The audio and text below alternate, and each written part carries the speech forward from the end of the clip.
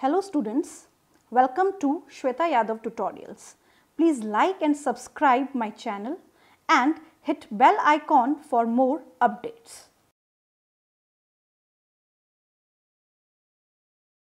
Last video में हमने पढ़ा था डिसऑर्डर्स ऑफ एक्सक्रीटरी सिस्टम. हम पढ़ रहे हैं excretory products and their elimination according to NCERT. ये जो टॉपिक हम आज पढ़ेंगे that is the summary of the NCERT, जो कि इस पर्टिकुलर चैप्टर का लास्ट पार्ट है. So let's move according to the NCERT. Many nitrogen containing substances like ions, carbon dioxide, water that accumulate in the body.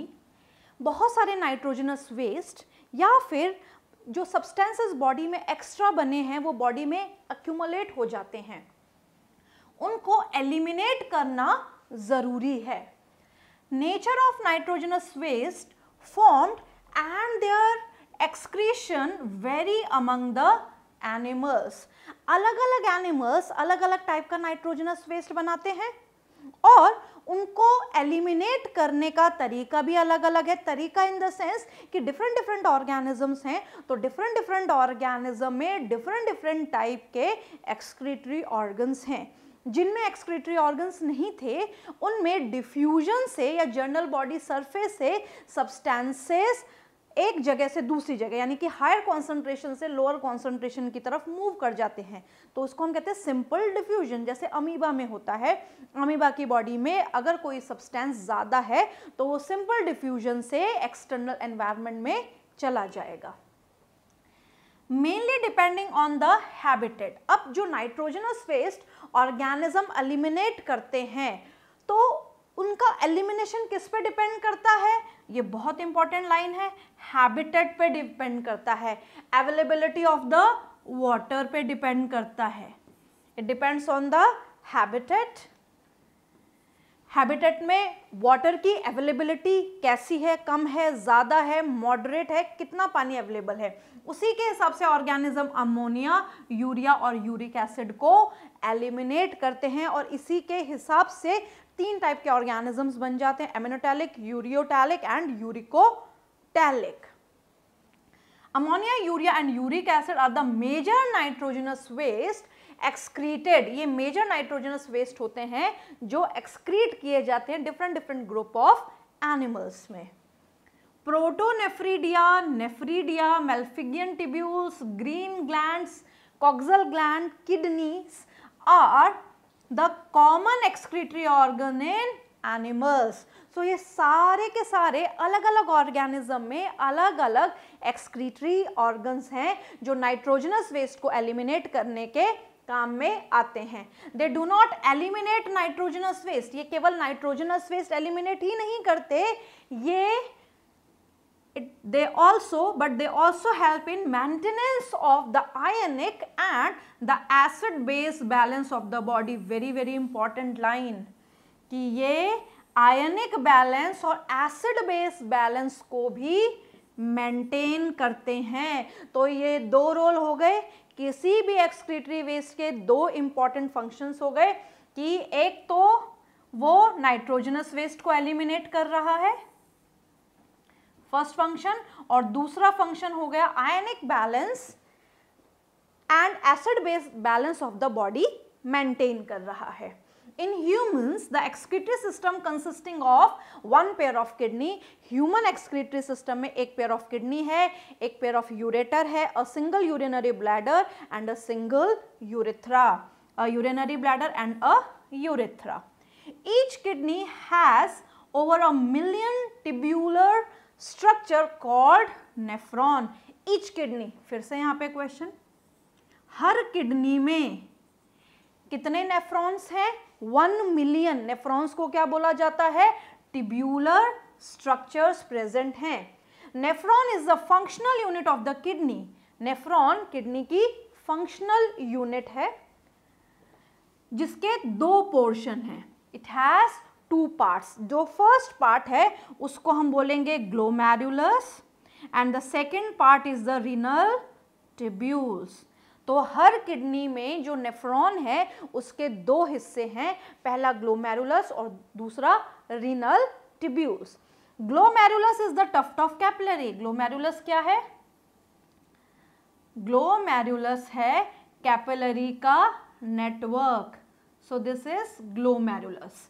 अब इस glomerulus को hold करने वाला है Bowman's capsule. So glomerulus is a tuft of capillary formed from the afferent arteriole. Afferent arteriole से बनता है, this one is the afferent arteriole. ये कहाँ से आया? ये आया रीनल, जो रीनल मतलब जो किडनी है उसमें जो ब्लड सप्लाई कर रही ब्लड वेसल है, that is a branch of renal artery. तो जब रीनल आर्टरी किडनी में आती है तो खुद अंदर तक नहीं जा सकती, फिर वो अपनी ब्रांचेस बना लेती हैं and these branches are known as efferent arterioles. ये हर नेफ्रॉन के साथ है। The renal tubules starts with a double walled cup. Renal tubule कहाँ से स्टार्ट होता है? डबल वॉल्ड कप से, जिसको बोला जाता है Bowman's capsule, and is further differentiated into PCT, then loop of Henle, then DCT। तो यहाँ पे क्या हमने मेन पढ़ा? ये है बोमेन्स कैप्सूल, ये आगे जाके PCT में कन्वर्ट होगा, PCT लूप ऑफ हेनले में कन्वर्ट होगी, this is the loop of Henle, and loop of Henle into the DCT। तो इस तरीके से दो हिस्सों में बटा हुआ है एक नेफ्रॉन, एक तो ग्लोमेरुलस है और दूसरा है tubules. The DCT of many nephrons join to a common collecting duct,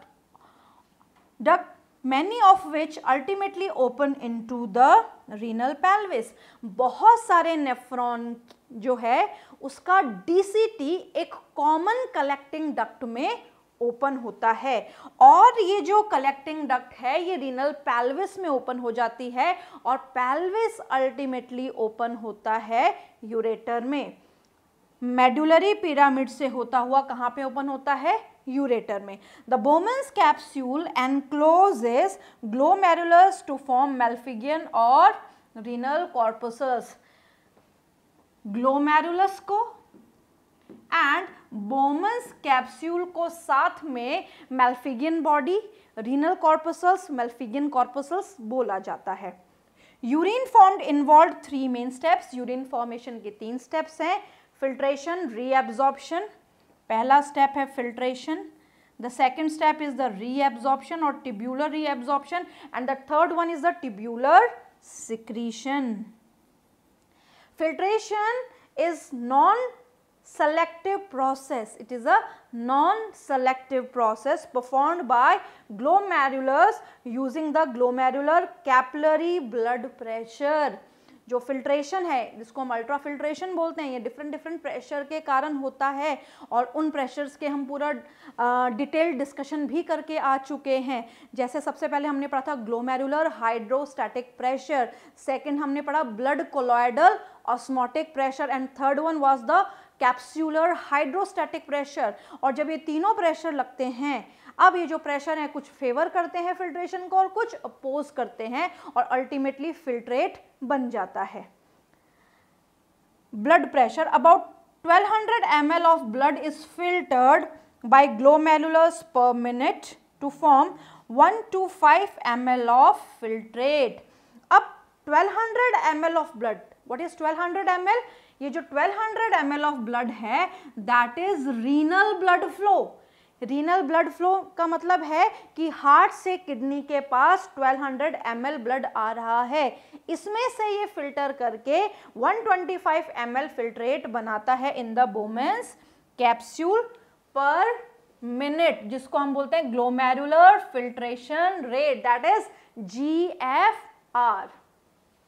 Juxtaglomerular apparatus, a specialized portion of the nephron, plays a significant role in the regulation of the GFR. Glomerular filtration rate को regulate करने के लिए juxtaglomerular apparatus बहुत important role play करता है।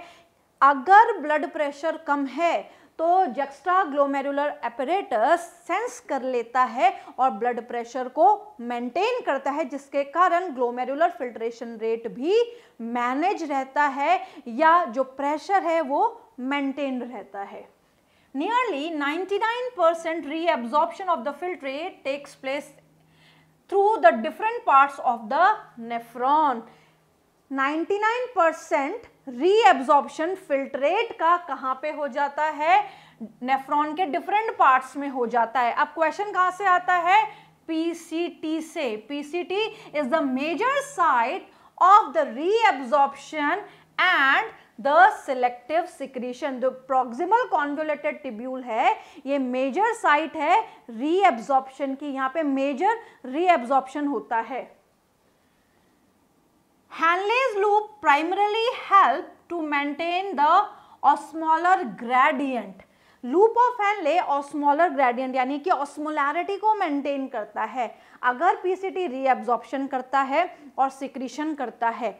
पर यहाँ पे ध्यान रखने वाली बात यह है कि रीएब्जॉर्प्शन और सिक्रीशन ऑपोजिट प्रोसेसेस हैं, बट पूरे टिब्यूलर पार्ट में साइमल्टेनियसली चलते रहते हैं, बट इनका डायरेक्शन डिफरेंट होता है।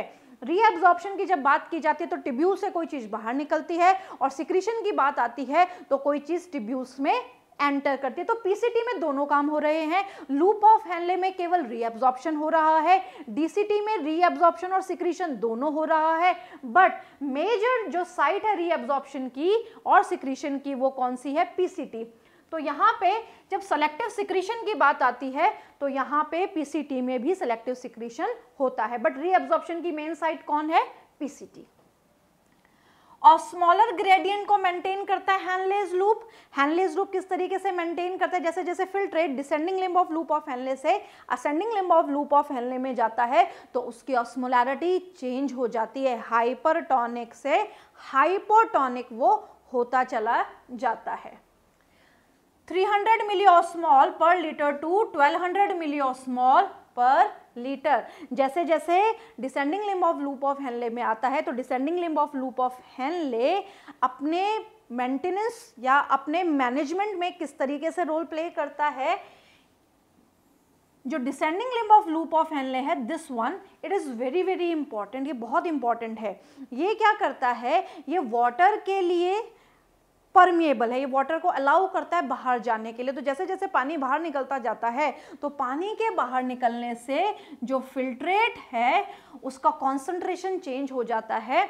वो प्लाज्मा का आइसोटोनिक होता है पीसीटी में, बट वो धीरे धीरे धीरे धीरे आइसोटोनिक से हाइपरटोनिक हो जाता है within the kidney interstitium. DCT and the collecting duct allow extensive absorption of water and certain electrolytes. Very very important.